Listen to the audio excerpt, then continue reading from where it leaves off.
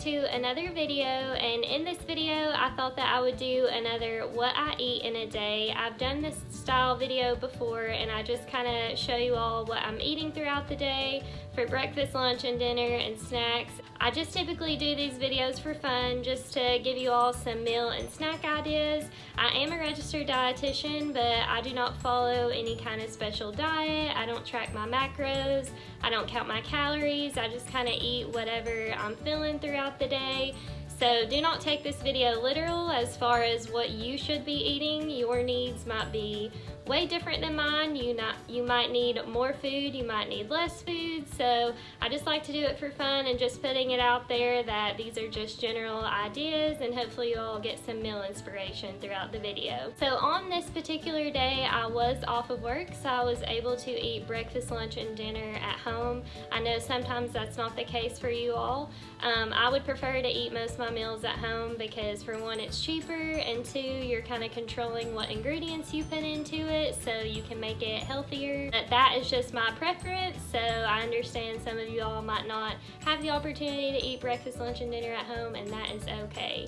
So hopefully you all enjoy this video and get some meal inspiration and maybe some snack ideas. I will go ahead and get started and show you all what I ate in a day.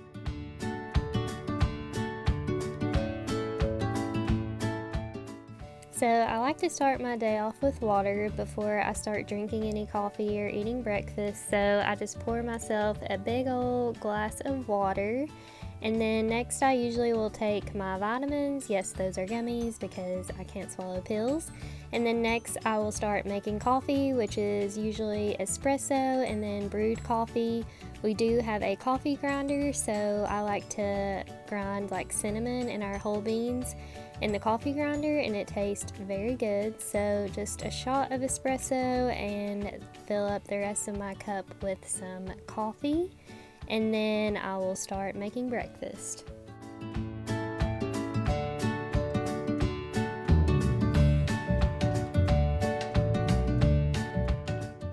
So after coffee, it's time for breakfast, and this is actually the night before. I was prepping some overnight oats, so I just have a half a cup of oats right there, and then I also add 1 teaspoon of some flaxseed and some chia seed for some added fiber and fat to the oatmeal. If you all have watched my overnight oatmeal video before, this recipe is very similar, except it's not chocolate flavored. And then for my protein source, I have this peanut butter Primal Kitchen collagen fuel. I love to put a scoop of this in my overnight oatmeal for some added protein. That way my oatmeal has a good balance of carbs, protein, and fat. And then next I like to add a little dash of cinnamon with the peanut butter flavor. I think it goes really good with that. And for my liquid source, I'm just going to take some unsweetened vanilla almond milk and mix that in with my dry ingredients and just mix it all together until it is mixed well.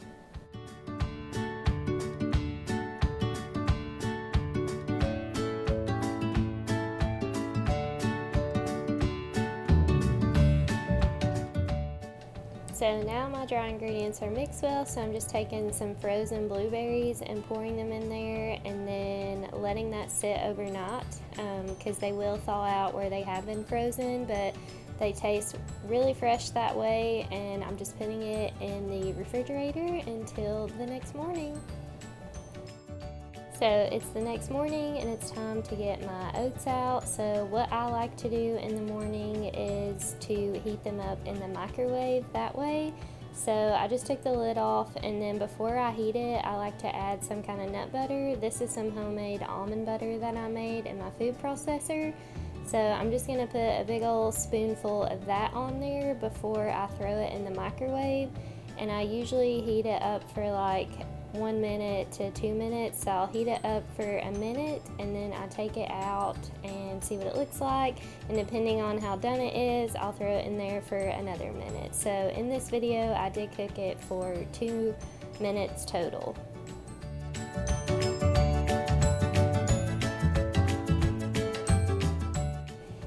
once it has cooked, I like to add just a little bit of sweetness in there because there is no other sugars in there. So I just add a little bit of honey to give it some sweetness, and it is ready to go. And then I just mix it all up and devour it.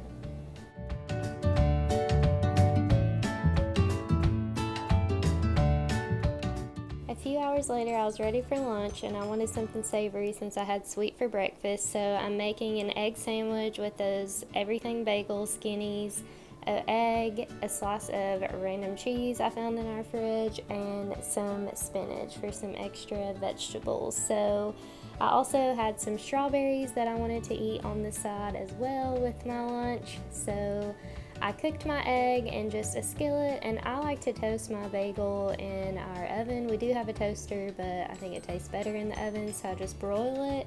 And then once one side is done, I will flip it over, and then that is when I added the spinach and the cheese on top so the cheese can melt. So I threw that back in there for a few more minutes. You gotta watch it, it burns pretty fast. And then I finished cooking up my egg, and then once my bagel was done, I then got it out, and then I topped the egg, or put the egg on top of the bagel.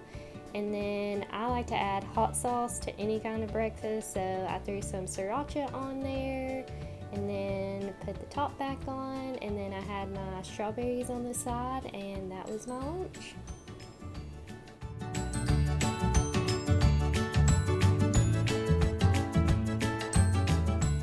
So I worked out on this day, and for my afternoon snack, I wanted to get some good protein and carbs in after my workout, so I wanted to make a protein shake. So I started with a couple of ice cubes and added a whole frozen banana. And then for my liquid source, I used some unsweetened vanilla almond milk in there. This gives it a little creamier of a texture than obviously using water or milk.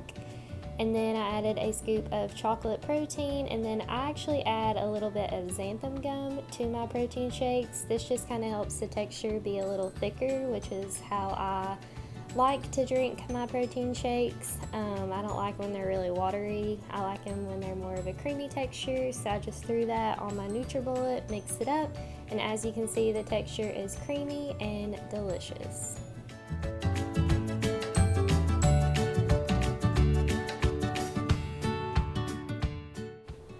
It's time for dinner. I've got some pork chops, some Brussels sprouts, and I have some baby potatoes and some sweet potatoes left over that I need to cook. So I like to mix my Brussels sprouts in some olive oil, some salt, and garlic powder.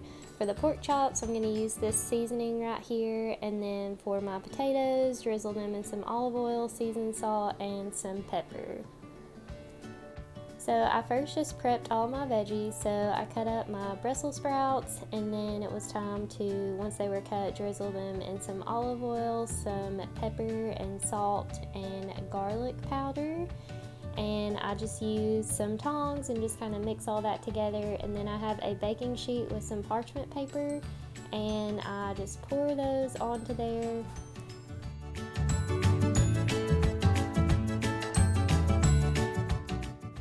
So next I prepared my potatoes. So like I said, I was using sweet potatoes and baby potatoes, which I started cutting into this one sweet potato and realized it was bad. So I ended up just using one and then using the baby potatoes as well. So I just cut those in smaller pieces, that way they're easier to cook up and roast. And then once I got them all chopped up, I tossed them in some olive oil, some seasoned salt, and some pepper.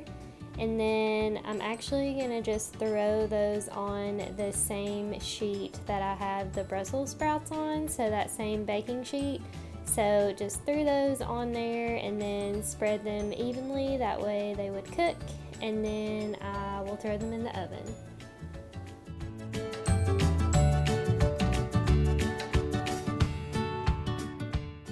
So I have my oven preheated to 400, so I'm just going to throw those in there and set my timer for 30 minutes. And then next, I'm going to get my cast iron out. I like to heat it in the oven first before I pan sear anything on it, that way that it gets heated evenly, so when I am cooking meat, it'll cook even. And I'm using avocado oil to pan sear my pork chops because it does have that high smoke point, so it's a good cooking oil to use for pan searing because the cast iron can get very hot. So next I'm just going to add the pork chops to the cast iron, and then I will throw the seasoning on top once I get them in there. And I usually will cook them on each side for about 8 to 10 minutes. So I cook on one side and then I flip, but of course you always want to make sure the internal temperature is done, so I do like to take my food thermometer and make sure it's higher than 165 degrees. So now my veggies are done. They cooked for 30 minutes at 400 degrees in the oven. So I'm just going to add the veggies onto the plate with the pork chops. So here is the finished product with the pork chop, Brussels sprouts, and the potatoes. So that is dinner.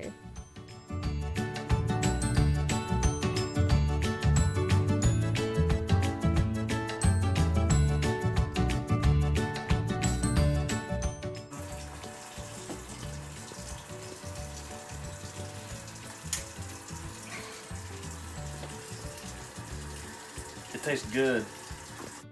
So while Tyler eats his ice cream, I'm going to eat some of this dark chocolate and sea salt granola. This has kind of been my go-to nightly routine as far as a little sweet treat.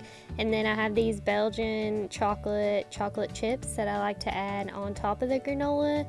So I just poured about a cup of the granola. I finished off what was left in the bag, so I'll definitely be needing more. If you have not tried that granola from Aldi, you must try it. It's so good. And then that milk is like a coconut almond milk, which is also very good. And then topped it with some additional chocolate chips because you can't go wrong with some extra chocolate. So that is how I ended the night, with a little sweet treat, as I do most nights. So that is it for this video. Hopefully you all got some ideas as far as for meals or maybe some snacks. If you did like this video, make sure to give it a thumbs up and subscribe. I would appreciate it. I usually do weekly videos, whether it's posting my grocery hauls or recipes here and there. So if you would like to see more of that, make sure you stick around and follow along, and I will see you in my next video. Bye!